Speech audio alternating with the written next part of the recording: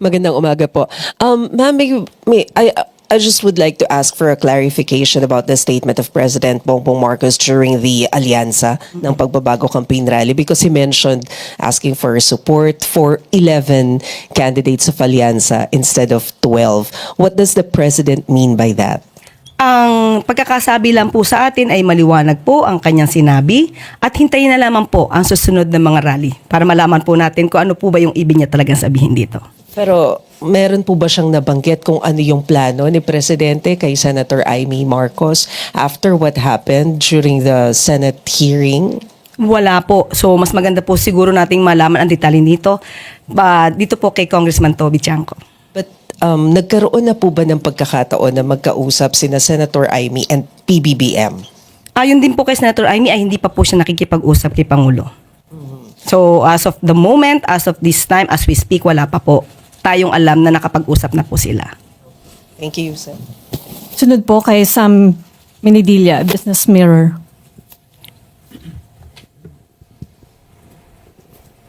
Good morning, ma'am.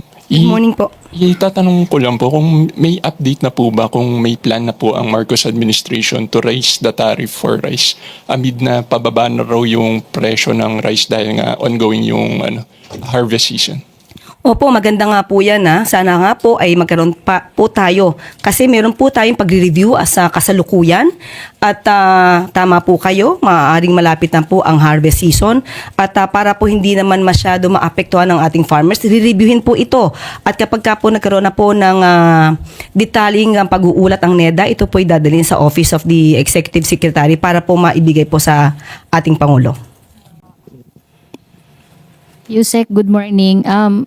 Just want to ask, kasi may mga kumakalat po ngayon sa social media posts at it says, Duterte gave the Marcoses dignity to come back while PBBM gave him a death sentence in a foreign land. Reaction po dito ng palasyo, ma'am? O kung may reaction din po si Pangulo dito? Ang nagpabalik po kay Pangulong Marcos ay ang taong bayan po. Hindi po iisang tao. Pinakita po ni dating Pangulong Marcos kung ano ang kakayanan niya. Kung inyo pong matatandaan, hindi po ba mismo ang dating Pangulong Duterte ang hindi naniniwala kay Pangulong Marcos? He even said that PBBM is a weak leader. Papaano niya masasabi na inangat niya ang dignidad ni Pangulong Marcos kung siya mismo dati ang nagbababa rito? On the other issue, ma'am, nakatakdang bumisita si US Defense Secretary Pete Hegseth dito sa Pilipinas. May scheduled meeting po ba siya with PBBM at possible po bang matalakay ang issue sa West Philippine Sea considering patuloy po yung pagiging agresibo ng China? At kung ang pakay kasi ni Secretary Hegseth ay para palakasin po ang regional security. Confirm po ang pagbisita po ni US Defense Secretary Hegseth. Pero po ang mga detalye po niyan ay ang magbibigay lamang po ay ang DFA at ang DND po. So wala silang meeting with President, ma'am? Ang detalye po ay sila po mismo ang magbibigay at ibibigay po namin sa inyo pagka po nagkaroon na po ng meeting. Thank you, ma'am. Let Narciso, DZRH. Good morning, Yusek. Morning. Sabi po ni Senator Robin Padilla sa kanyang Facebook Live, hinihigpitan na ng mga otoridad sa bansang The Netherlands ang mga supporter ni dating Pangulong Duterte. May mensahe po ba o apela ang Malacanang sa mga Pilipino doon? Unang-una po, hindi lang po sa mga kababayan natin sa ibang bansa, kundi dito na rin po, na manatili po tayo na kalmado. Hinahayaan lang po natin na umandar ang batas at ang hustisya. Kung meron man pong paghihigpit na nagaganap sa bansang Netherlands, ay hindi na po ito natin sakop. Ito po ay pinapatupad lamang po siguro ng bansang Netherlands ang kanilang batas doon. Sunod na tanong kay Rizal Insigne, IBC. Microphone.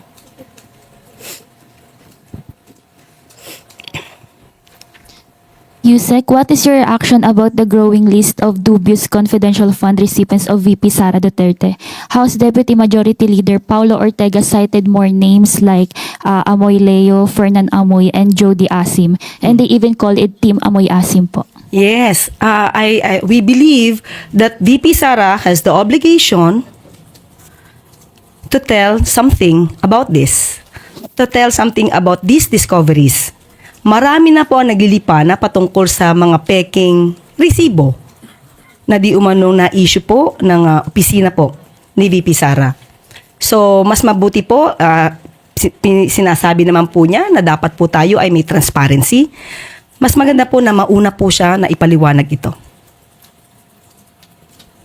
Sunod na tanong, Marical Sargan, Brigada FM.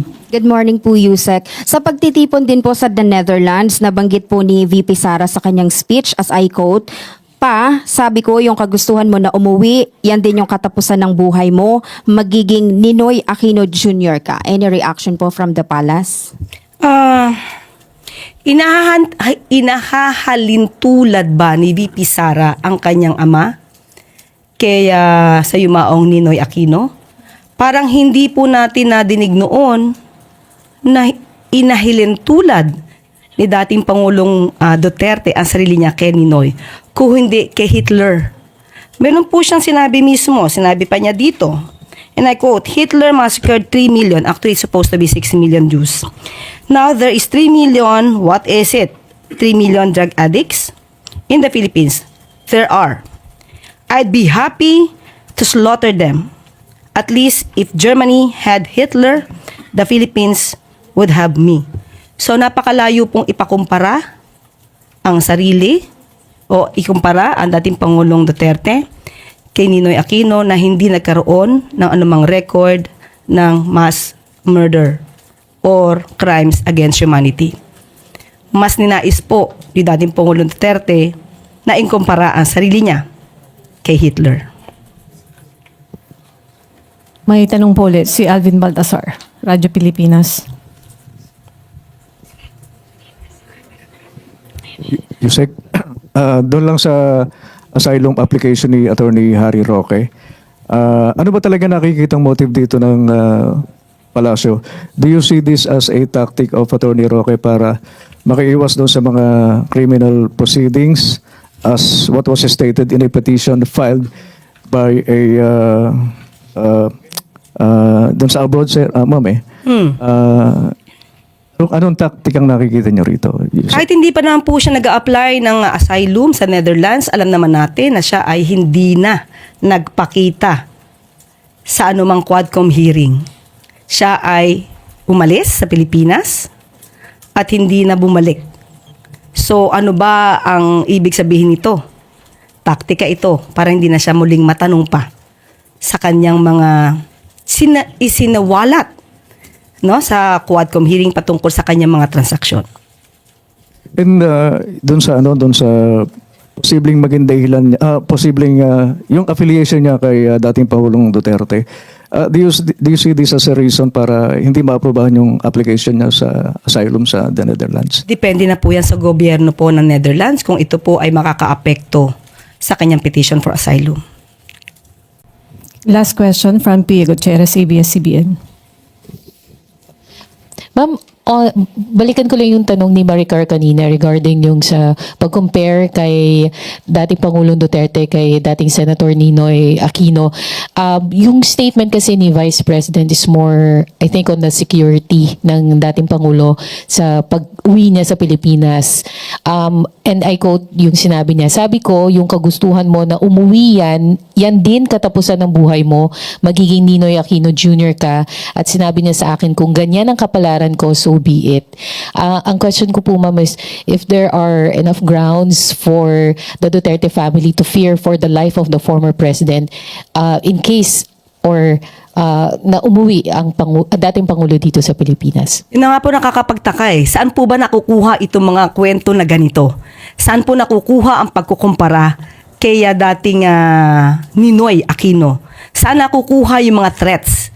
As a matter of fact, hanggang ngayon yung sinasabing threats kay VP Sara, hindi pa rin po na ipapakita sa NBI at saka sa PNP. So saan lamang po ito nakukuha? Kailangan po natin kasi ng mga materyales, ng mga ebidensya bago po magsagawa ng ganitong mga klaseng statements. Wala pong katotohanan yan. Ma'am, good morning po. Ma'am, doon sa rally sa The Hague, nabanggit po, sinabi po ng mga crowd doon na mag-resign na si PBBM at sabi ni VP Sara, o kayong nagsabi niya na hindi ako, Marcos resign. Bakit ba kailangan ng resign? Dahil hindi mo pinapakita sa taong bayan na maayos kang mag-isip at kaya mo ang mamuno. Ano po ang tugon ng administrasyon? Kung pinag-resign po nila ang Pangulo, sino po ba ang makikinabang? Kahit sabihin po ni VP Sara o kayo nagsabi niyan, siya pa rin po ang makikinabang. Sasabihin po ba na walang kakayanan mamuno? Paano po natin masasabi ito? Kung ang pinapailal po natin ay ang batas. At very transparent po tayo sa anumang mga transaksyon.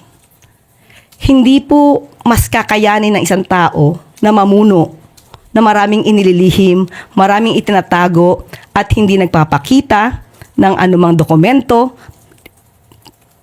more particularly about the funds. Last question, Giselle Pardilla, PTV4.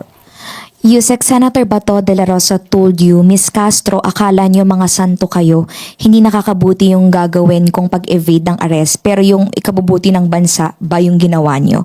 How do you respond to that? Hindi, I know, we are not saints. Lahat tayo hindi santo. Isa pa lang ang nagiging santo sa Pilipinas, si St. Lorenzo Ruiz. Dalawa. Sino pa iba yung isa? Kalunsod. Yeah. Okay, St. Kalunsod. Okay, dalawa na. Hindi pa po tayo napapasama doon. And we know that. Mukhang malayo po mangyari yun. Unang-una po, pinapatupad lamang po natin ang batas. Sinabi naman po niya na valid ang warrant of arrest. Ang sabi din po natin, bakit natin sinusuko daw ang soberenya? Hindi po tayo nagsusuko ng anumang soberenya. Sino ba ang naunang magsuko ng ibang parte nating karapatan sa ibang bansa? Tayo po ba? Muli, sasabihin natin, inamin na ni Senator Bato, valid ang warrant of arrest. Siya na ang nagsabi. Kung siya man po ay magtatago, hindi magandang maging modelo ang katulad ni Senator Bato na dati nang naging PNP chief. Hindi magiging magandang modelo yan. Dahil yan po ay nag-iinggan niya sa taong bayan na kapag may warrant of arrest, kailangan ng magtago na lamang. Okay. Maraming salamat. At dito na po nagtatapos ang ating briefing. Maraming salamat Malacanang Press Corps at magandang umaga.